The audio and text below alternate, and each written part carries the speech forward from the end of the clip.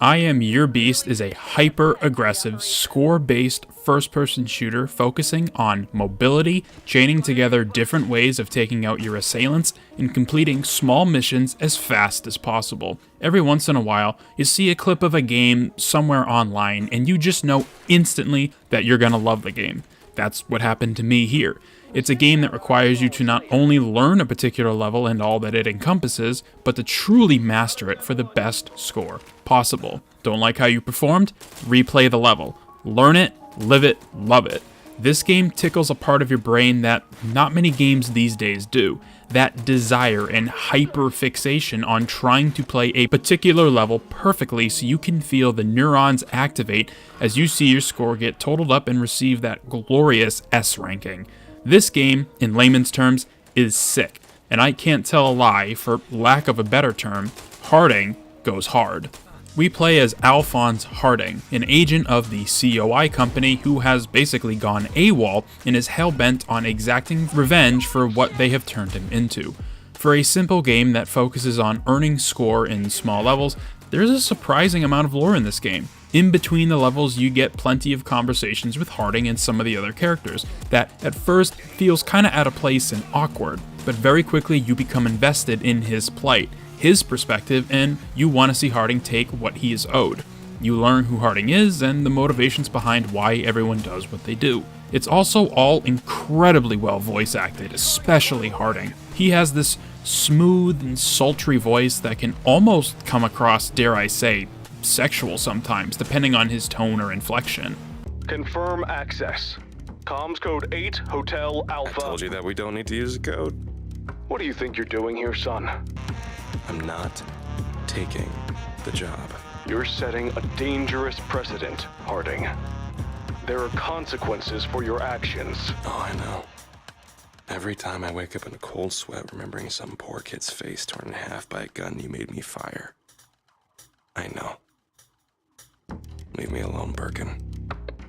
Another voice we hear plenty of is General Birkin, essentially Harding's boss. This entire game transpires because of two reasons.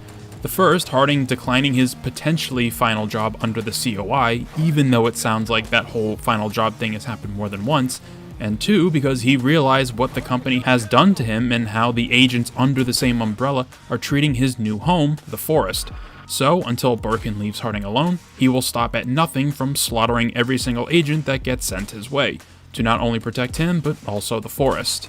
Whenever we talk about games on the channel, one thing I always try to extract and explain is a game's 30-second loop, because ultimately, that loop is what you will spend the majority of your time doing. I Am Your Beast's gameplay loop is very simple and straightforward, but not to the detriment of the game. It only enhances what the game asks of you. Complete this level based on the mission objective, do it as fast as you can, and if you don't like your score, run it back until you do. What makes this loop so addicting is the execution of how the game feels to play. As Harding, you can run, slide, climb, run across trees and power lines, and use a variety of weapons at your disposal. Run out of ammo for a gun? Just throw it at your enemies. They drop their guns, and you can wash, rinse, repeat this cycle ad nauseum. Moving around feels snappy and responsive. Landing headshots is satisfying. Even using melee when all else fails feels good to do. There is a boatload of ways to kill the agents being sent after you, from melee combat to using guns, and even tons of environmental hazards at your disposal to spice things up. The game lets you get very creative with how you want to tackle a level.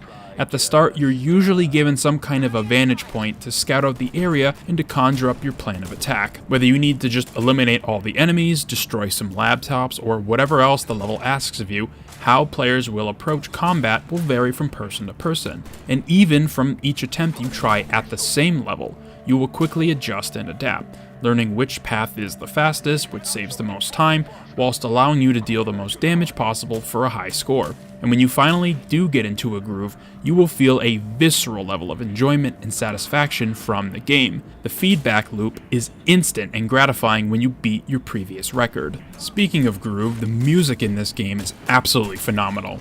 All the music is composed by RJ Lake, and they did an incredible job with getting your blood pumping when you are in a level. Because music, is subjective, and there are some songs that stand out a little more in this game than others, but the entire soundtrack is just filled with headbangers. The soundtrack will get stuck in your head whether you want it to or not. The music usually starts out slow when you begin and end a level, but the moment you enter combat, it kicks into high gear. I mean, just listen to this.